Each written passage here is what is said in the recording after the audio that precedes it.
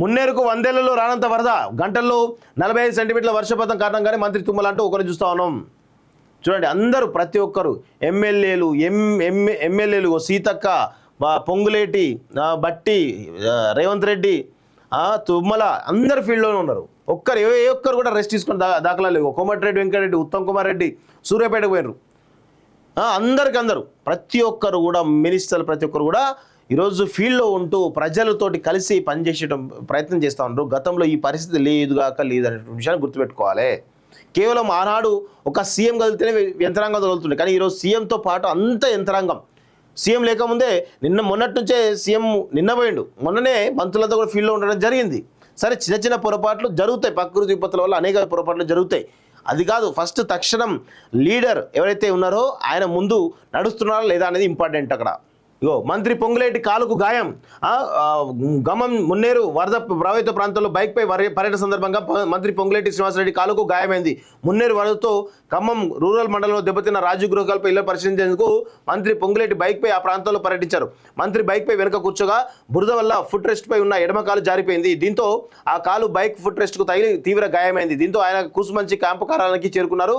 అక్కడ వైద్యులు మంత్రి కాలుకు చికిత్స చేసి కట్టుకట్టారు. తర్వాత ఆయన వరదతో నష్టపోయిన పంట పొలాలను పరిశీలించారంటూ చూస్తా ఉన్నాం. సో ఇక్కడ చూడండి, ఈ యొక్క ఇమేజ్ను కూడా ఈ బీఆర్ఎస్ సంబంధించిన కాళ్ళకేళ్ళు ఇష్టం వచ్చిన ట్రోల్ చేస్తూ ఉన్నారు. ఆయన పాపం తిరుగుతూ ఉంటే దెబ్బ తాకింది, దానికి చికిత్స చేసుకుంటుండు, దానికి కూడా మీరు ట్రోల్ చేయాలా? ఇది మీ తీరు.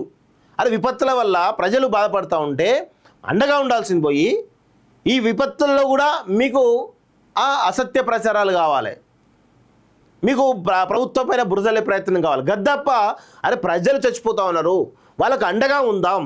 ఆర్ఎస్ఎస్ చూడండి, రాష్ట్రీయ స్వయం సేవక్ ఏనాడన్న ప్రభుత్వం విమర్శలు చేస్తుందా? వాళ్ళు తక్షణంగా ఇమ్మీడియట్గా వెళ్ళి గ్రౌండ్లో ప్రజలకు ఇలాంటి సాయం కావాలని ఇమ్మీడియట్గా ఆ సాయం చేస్తూ వాళ్ళని కాపాడే ప్రయత్నం చేస్తూ ఉంటారు. అది కదా ప్రేమ అంటే. ఇక్కడ కాంగ్రెస్ ప్రభుత్వం ఉంది కదా, మేమెందుకు చేయాలి, కాంగ్రెస్ ప్రభుత్వం చేసుకోవాలని చెప్పేసి ఆర్ఎస్ఎస్ ఈనాడు అనుకోదు.